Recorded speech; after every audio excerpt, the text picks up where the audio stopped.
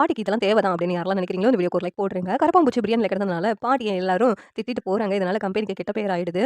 இந்த கம்பெனிய பொறுப்பா நடத்துறதுக்கு யாருமே இல்லையே அப்படின்னு சொல்லிட்டு பாட்டி அன்பும் கார்த்திகேயன் திட்டுறாங்க. உடனே அன்பு எப்பவும் போல வழக்கம் போல குடிக்க ஆரம்பிச்சுடுறாங்க.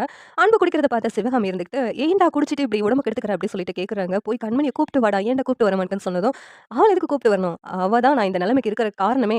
அவளை என்னால கூப்பிட்டு வர முடியாது அப்படின்னு சொல்லிட்டு அன்பு சொல்றாங்க. நேரம் பாட்டி வந்துட்டு அவன் எதுக்கு அவளை கூப்பிட்டு வரணும்? அவன் கூப்பிட்டு வர மாட்டான். அவளால தான் நமக்கு இந்த நிலைமை வந்ததுக்கு காரணமே. அவ இந்த வீட்டுக்கு வரக்கூடாது அப்படின்னு பாட்டி சொல்றாங்க. அவ காரணம் இல்ல அத்த. இந்த நிலைமை நமக்கு வரதுக்கு காரணமே நீங்க தான். உங்களால தான் இந்த பிரச்சனையே ஆரம்பிச்சுச்சு அப்படின்னு சொல்லிட்டு சிவகாமி சொன்னதும், என்னடி என்ன பார்த்து குரல ஒசத்தி பேசுறியா? அப்படின்னு பாட்டி கேட்டதும் சிவகாமி இருந்துட்டு, ஆமா அத்த. இத்தன நாள் உங்கள எதுவும் பேசக்கூடாதுன்னு தான் நெனச்சேன். ஆனா நீங்க பண்ற காரியம்லாம் பெரிய மனுஷி மாதிரியா இருக்குது.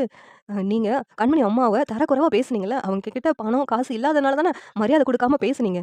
அவளால அத பொறுத்துக்க முடியல. இந்த வீட்ட விட்டு கிளம்பி போயிட்டா. ஆனா என்கிட்டயும் அந்த பணம், காசு இல்லாததுனால தானே இத்தன நாளா என்னையும் வந்து மரியாதை குடுக்காம பேசிக்கிட்டு இருக்கீங்க. ஆனா பொறுத்துக்கிட்டே நான் இந்த வீட்ல இருந்தும் என்ன பிரயோஜனம்? என்னுடைய அருமை உங்களுக்கு தெரியவே இல்லல.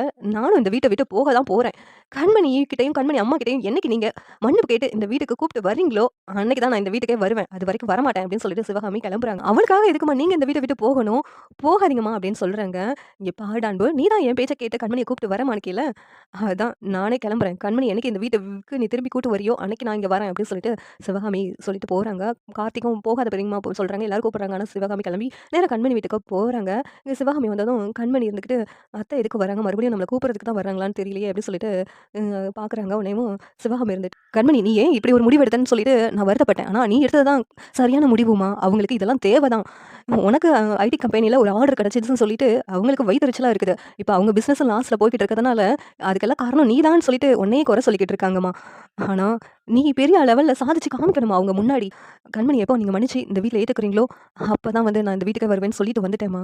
நீ சாதிச்சு காட்டுவம்மா. கண்டிப்பா எனக்கு நம்பிக்கை இருக்குது." அப்படின்னு சொல்லிட்டு இந்த சிவகாமி சொன்னதும், "அத்தை என் மேல உங்களுக்கு நம்பிக்கை வச்சு நீங்க எனக்காக வீட்ட விட்டே வந்துட்டீங்களா?" அப்படின்னு கண்மணி ஃபீல் பண்றாங்க. இந்த சீரியல் எப்படி இருந்தா நல்லாருக்கும்னு நீங்க நினைக்கிறீங்கன்னு கமெண்ட் பண்ணுங்க. இந்த வீடியோ பிடிச்சிருந்தா லைக் பண்ணுங்க, ஷேர் பண்ணுங்க, சப்ஸ்கிரைப் பண்ணுங்க. Thank you.